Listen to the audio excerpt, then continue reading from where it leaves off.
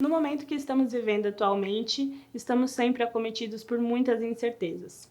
Claro que as nossas maiores preocupações se referem às questões de saúde, mas também eu sei que todos os brasileiros se preocupam todos os dias com o sustento, com o emprego. Como ficam os direitos trabalhistas em meio a essa pandemia? Meu nome é Samantha Alciati, sou advogada, especialista em direito civil e hoje nós vamos falar sobre direitos trabalhistas em meio à pandemia. E para isso eu convidei a doutora Patrícia Vidal, especialista em direito trabalhista, para conversar, esclarecer as principais dúvidas que nós temos recebido e conseguir para que este vídeo traga aí algo de relevante, pois nessa situação nós sabemos que estamos totalmente sem precedentes, não estávamos preparados para isso, então nós vamos aqui responder algumas dúvidas.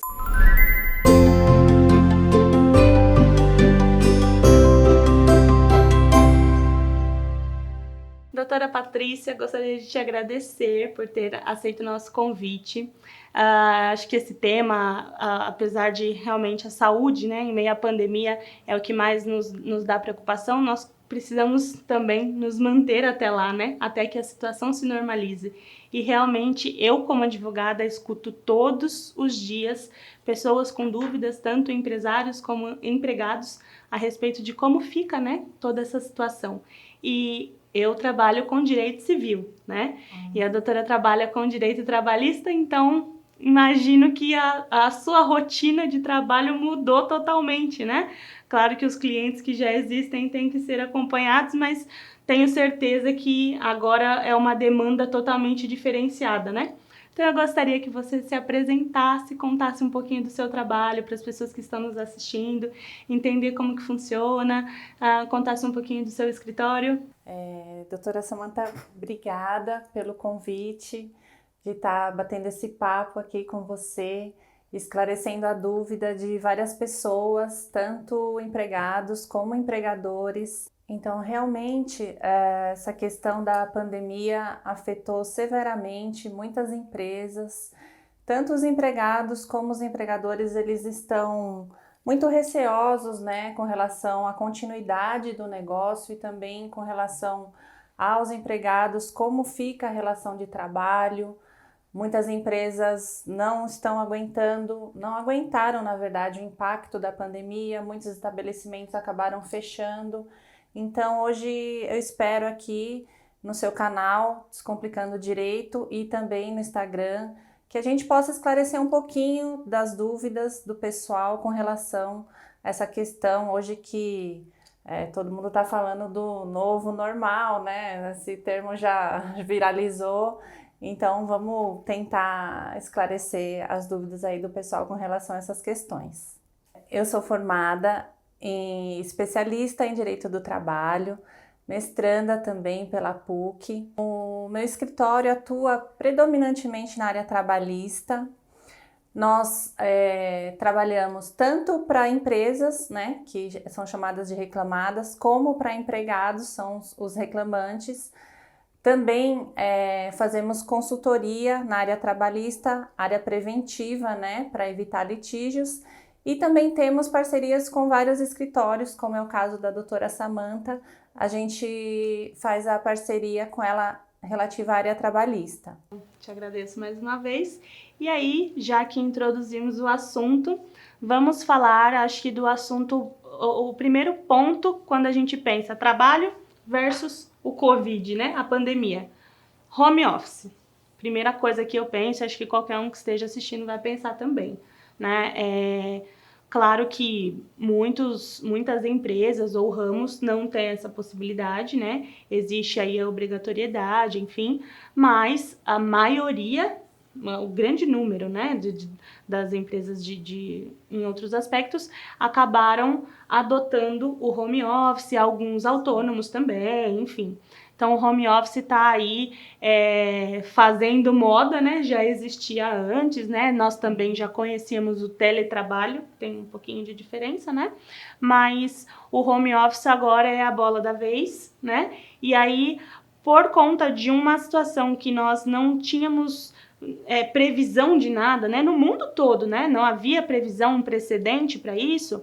A gente acabou entrando numa situação sem estudar sobre, sem se preparar, sem pensar nos prós, nos contras, sem uma balança, né? Meio que fomos aí para ir sobrevivendo a cada dia, a cada mês, né? E entramos nesse primeiro ponto que a gente vai conversar agora, que é no home office. Existem algumas coisas que vêm à mente, né?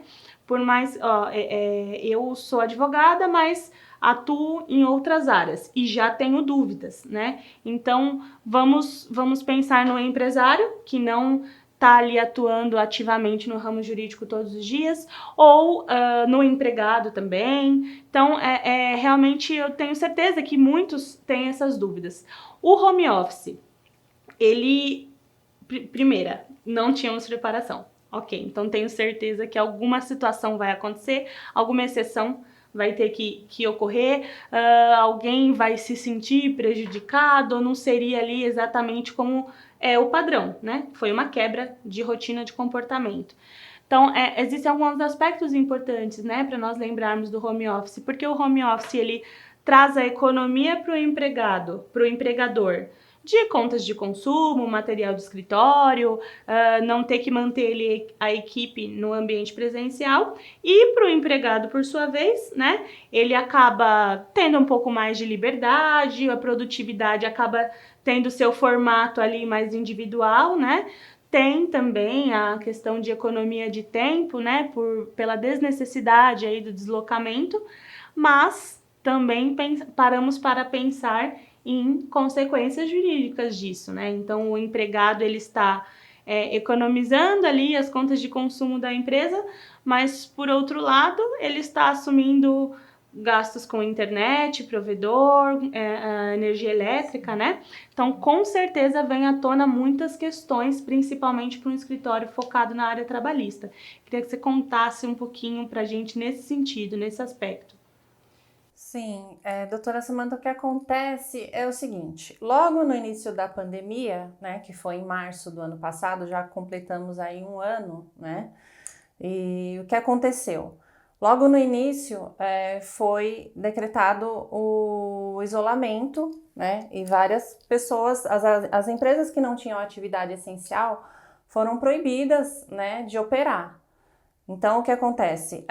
Para as empresas que tinham atividade essencial, muitos empregadores, eles optaram por adotar o home office. Ok. Depois veio um plano emergencial do governo de redução de jornada e de salários e também de suspensão do contrato de trabalho. E isso foi um benefício muito grande porque as empresas que não estavam auferindo o lucro que elas tinham antes, elas puderam se socorrer desse benefício, né, ajudando tanto o patrão como o empregado e cadastrando os empregados, né, no benefício emergencial pôde dar, vamos dizer assim, um alívio para as empresas. Lembrando que existiam algumas restrições, por exemplo, quem trabalhava e quem era aposentado ficou vedado o recebimento do benefício porque é acumulado. É proibida a acumulação de recebimento de 2 benefícios pelo governo, então isso no primeiro momento foi útil e, no entanto, essa medida, o benefício só perdurou até dezembro.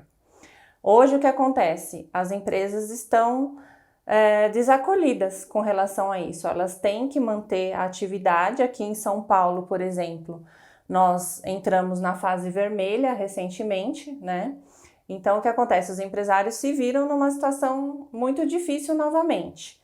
Com relação ao home office, especificamente, que você estava comentando, muitas questões vão ser ainda judicializadas, estão sendo judicializadas, né?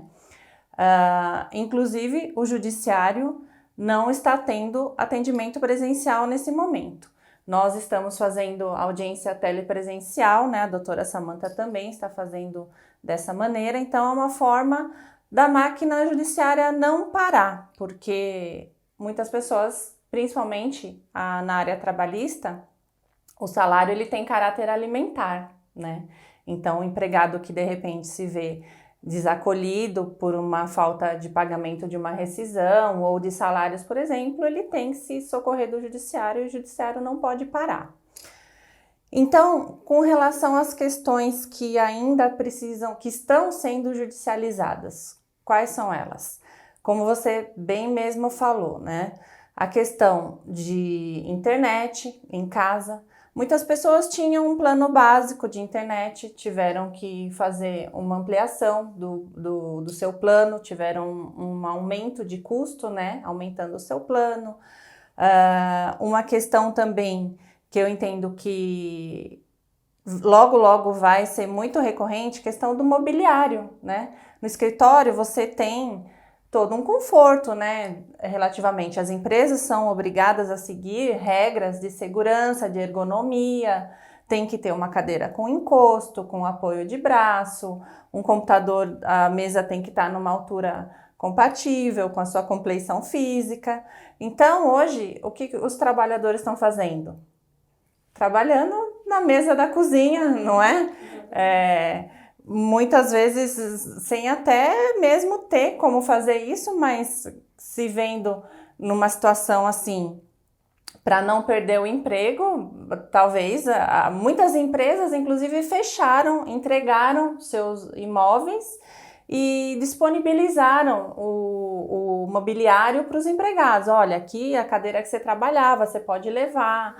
Daí gera toda aquela questão. Como é que eu vou levar uma cadeira e uma mesa para minha casa? Tantos detalhes, né, que acabam permeando essas questões, que fica uma questão muito delicada. Por quê? Na Justiça do Trabalho, o empregado, ele é sempre o hipossuficiente. Ele é visto sempre como a parte mais frágil da relação de trabalho, né? Então, existem muitas questões que ainda estão sendo analisadas, como, por exemplo, também você adquirir o Covid no ambiente de trabalho. A prova fica sendo do empregado. Como eu vou provar, por exemplo, tendo na minha casa várias pessoas que utilizam transporte diariamente? Às vezes eu tenho uma função, você tem um irmão, enfermeiro, médico que trabalha na linha de frente. Como você provar necessariamente que você adquiriu a doença no ambiente de trabalho? Então, tudo isso são questões que ainda vão ter várias jurisprudências a respeito e que a gente ainda não tem um norte no direito para se amparar. Então, o que a gente faz? Judicializando as questões, a gente vai ver como o judiciário vai entender para cada caso. No direito do trabalho tem várias súmulas e orientações jurisprudenciais que são, como eu posso dizer, são leis também que subsidiam a CLT, que é a Consolidação das Leis do Trabalho, para até aquilo ficar sedimentado e ter um entendimento unificado dos tribunais. Então, como a gente vai, com o passar do tempo, que a gente vai saber de verdade como isso vai ficar. Nós não estávamos preparados, né? Então, tem questões que hoje são regulamentadas, mas que ficaram sendo estudadas 10, 20 anos, 30 anos. Tem muitas questões, inclusive, que estão presentes no nosso dia a dia, sempre, e foram ser formalizadas há 10, 20 anos atrás, né? Sim. Então, imagina essa situação que acometeu o mundo inteiro, não tem como estar preparado. Realmente, em um caso o juiz vai ver de uma forma, no outro vai ser de outra maneira, até, por enquanto, o que a gente vai fazendo? Vai usando analogias, vai tentando aplicar formas de pensar mais razoáveis possíveis, e são alternativas que estão sendo tomadas, né?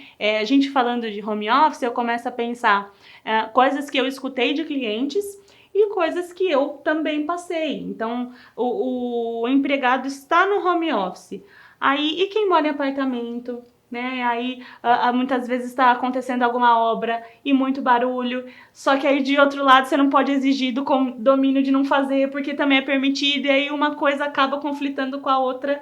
Isso é muito delicado.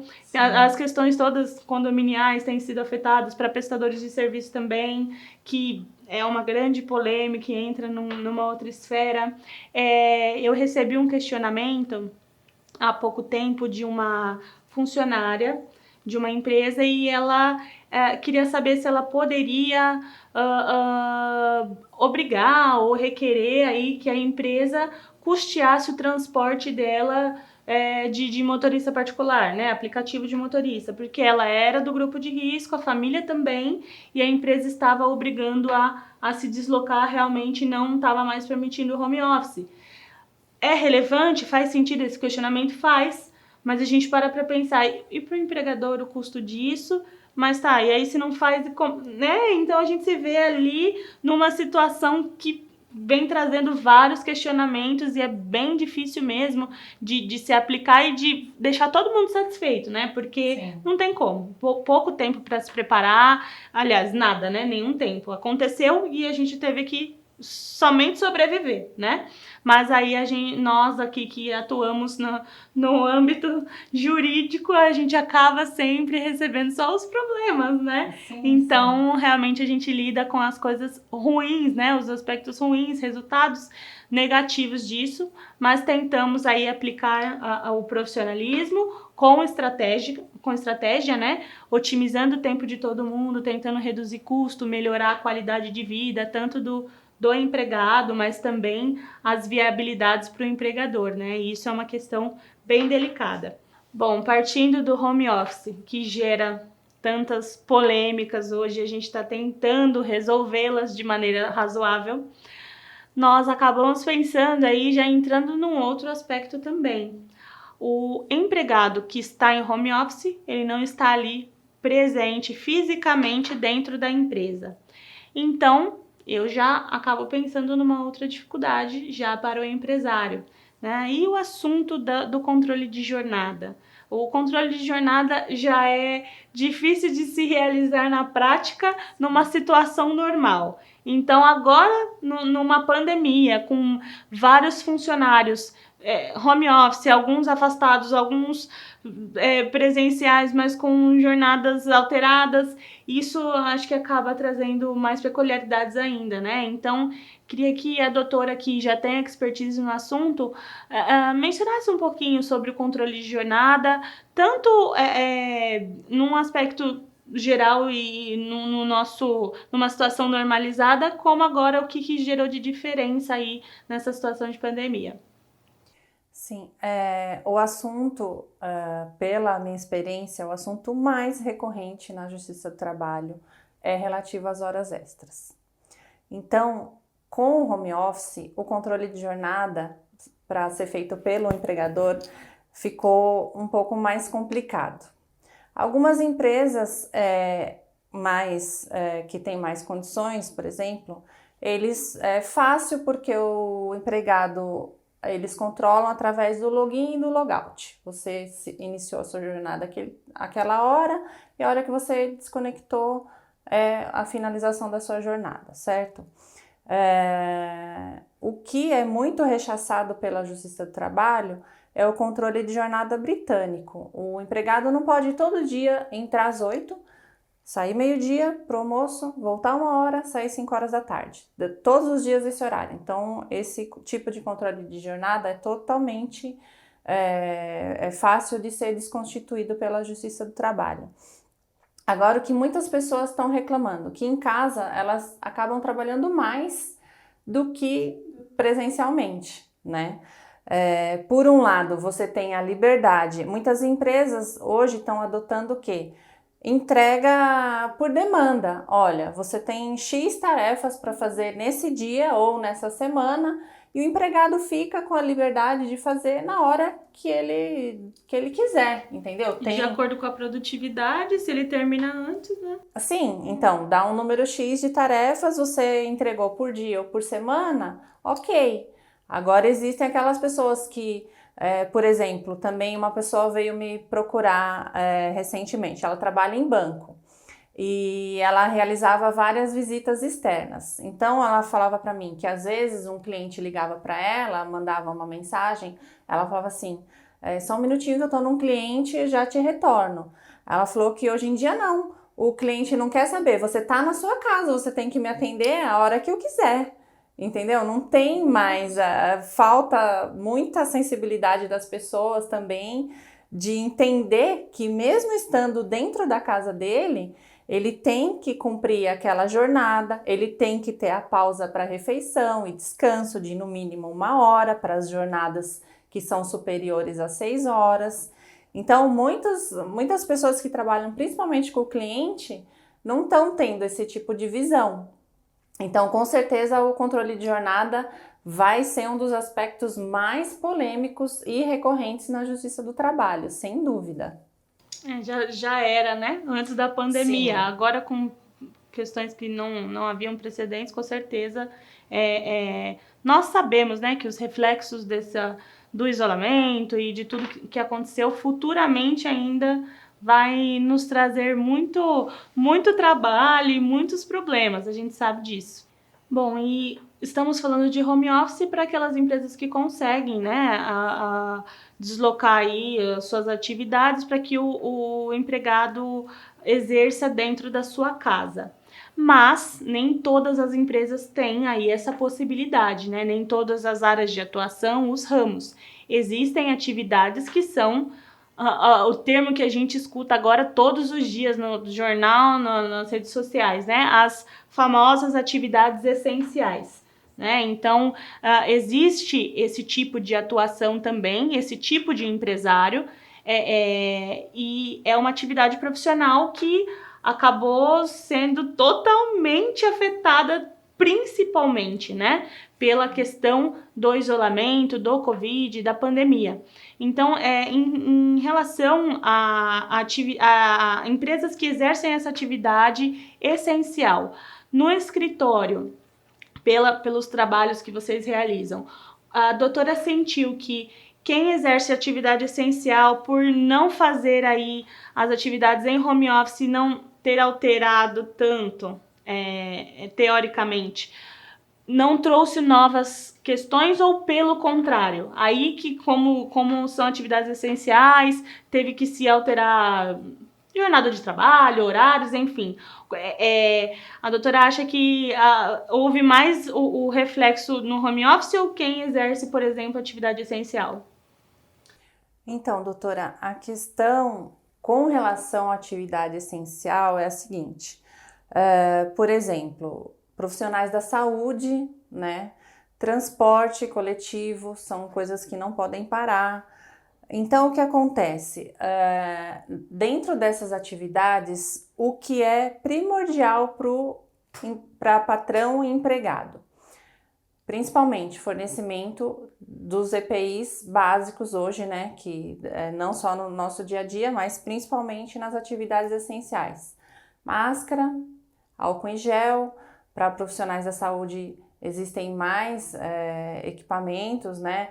Tem gente que pode usar uma máscara comum, mas na área da saúde tem que ser uma máscara especial.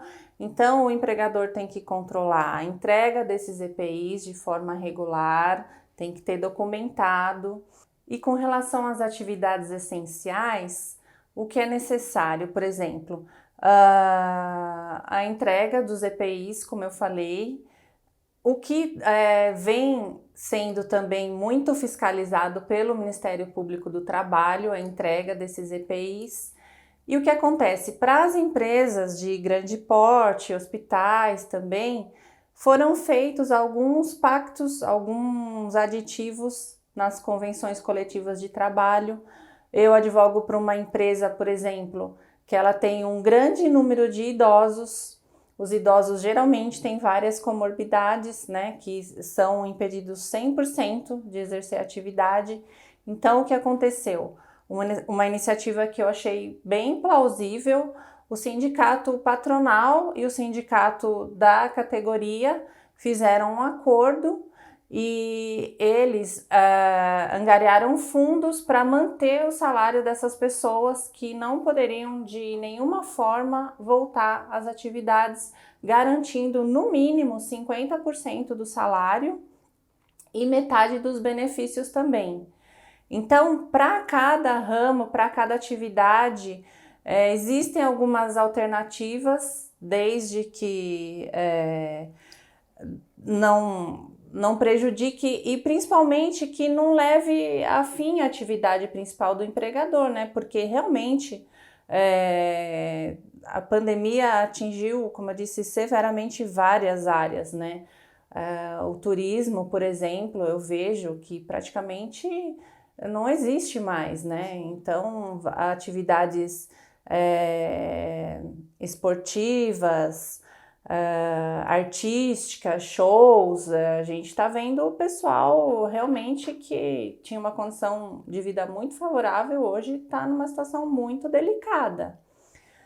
O que a gente tem que buscar sempre alternativas, né? Claro, sempre vem do lado do empregado, que é o hipossuficiente da relação, mas também de modo a proteger a atividade empresarial. Eu tive vários clientes que me procuraram, doutora, eu fechei, eu não tive como pagar mais meu aluguel. Claro que nem todas as empresas têm condições de ter um caixa de uma hora para outra demitir todos os funcionários. A gente sabe que uma rescisão contratual, ela tem um custo elevado devido à multa fundiária. Então, muita gente não se viu numa situação que realmente não tinha o que fazer. Eu vou fechar e vou aguardar chegar a citação do Poder Judiciário. Eu não tenho o que fazer. Lá na frente eu vejo o que eu vou fazer e como eu vou fazer. Infelizmente, muitos clientes do escritório se depararam nessa situação. É muito delicado, né? Não dá pra gente falar quem mais foi afetado, o tipo de atividade, ou se foi o empregado, se foi o empregador. Na verdade, ninguém gostaria de estar passando por essa situação, né? Nem pelo aspecto de saúde, nem pelo aspecto profissional.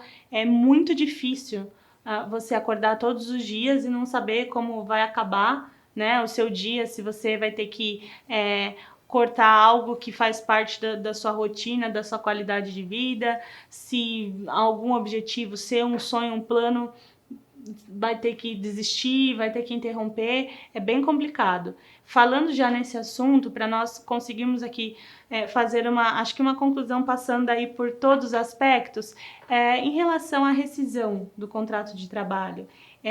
Nós sabemos que após a última reforma trabalhista, né, o objetivo aí era desburocratizar, né, para que isso se tornasse pelo menos um pouco mais prático, né? Mas em relação à rescisão do contrato, eu acho que é uma demanda bem recorrente, né, para os escritórios, né, para os advogados trabalhistas, porque eu identifico que há dúvidas dos dois lados. As empresas têm muitas dúvidas, o empregado também.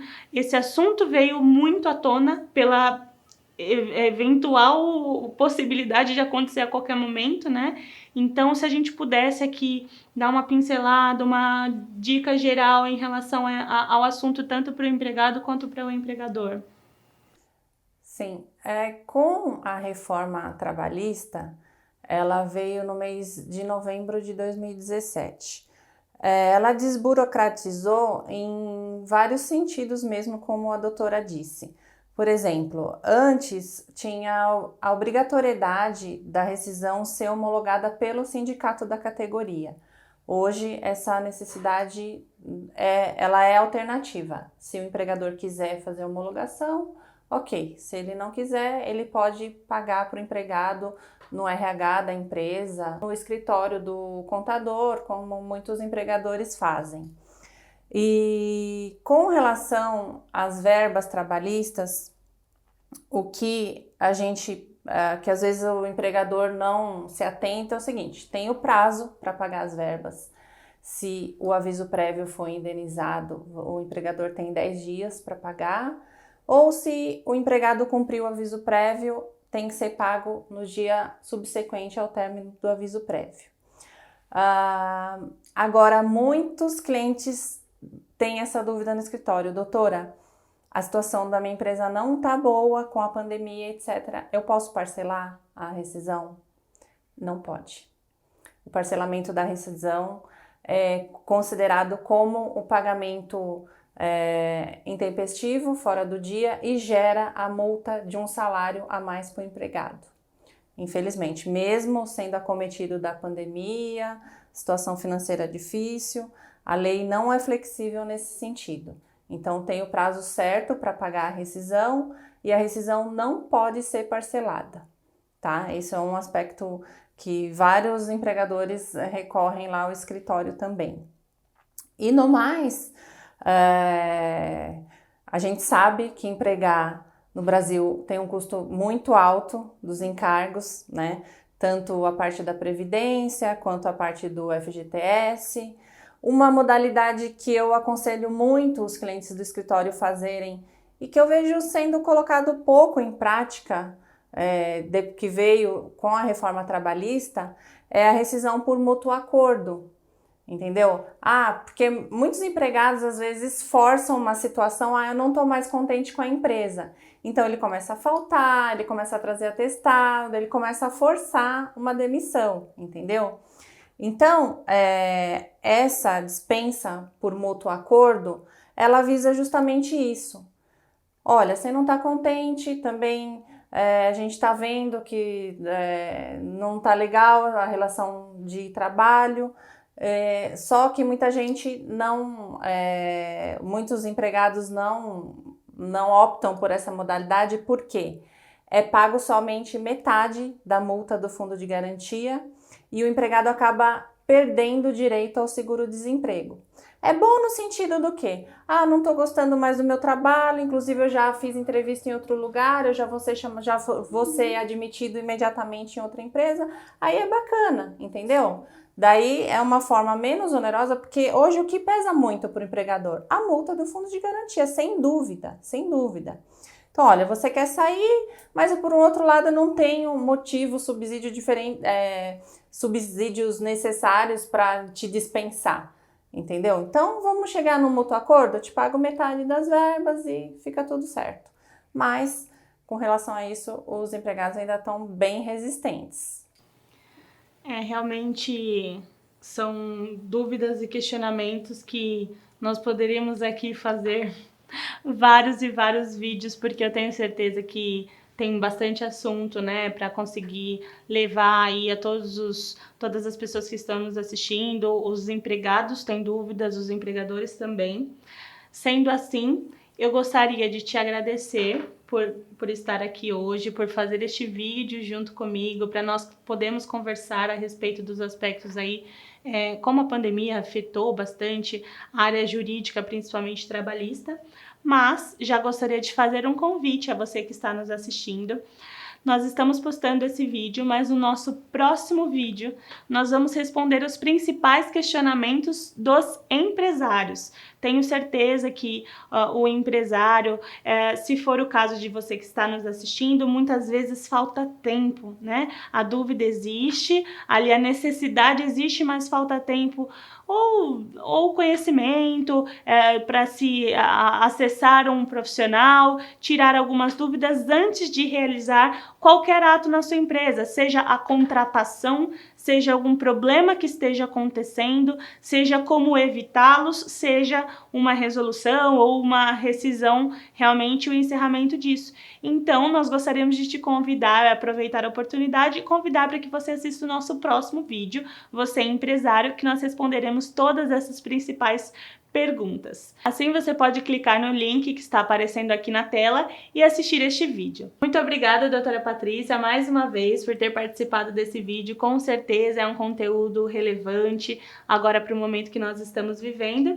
E eu gostaria que a doutora dissesse para quem está assistindo como pode encontrar, conhecer um pouquinho mais do seu trabalho, se a doutora tem redes sociais, os contatos que nós colocaremos também no vídeo.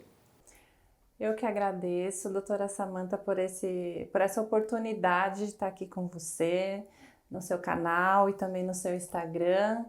Bom, o escritório tem uma página no Instagram também, que é Vidal Advocacia ADV.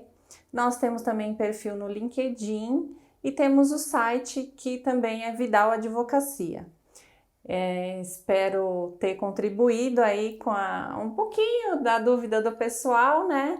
E já vai ser um prazer imenso participar do seu próximo vídeo. Com certeza. Doutora, desejo sucesso, que a doutora continue conseguindo enfrentar os desafios, assim como os outros empregadores estão, né? Desejo que dê tudo certo, que a doutora consiga continuar a ajudar tanto os empresários como os empregados a resolverem aí as suas questões e a gente alcançar os objetivos dos nossos clientes, que realmente sempre é o nosso objetivo também. A gente faz com tanto carinho, né? Nossa profissão, que a gente atua com tanto amor. Obrigada, doutora. Agradeço.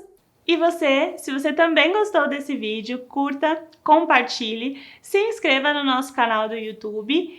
Se tiver alguma dúvida, você sabe que pode me enviar uma mensagem no direct ou um comentário aqui, tanto nos comentários do YouTube quanto nos comentários do vídeo do IGTV. E você também pode entrar em contato diretamente pelo WhatsApp da nossa equipe. Nós estaremos sempre à disposição para alguma eventual orientação. E vamos juntos continuar a descomplicar o direito.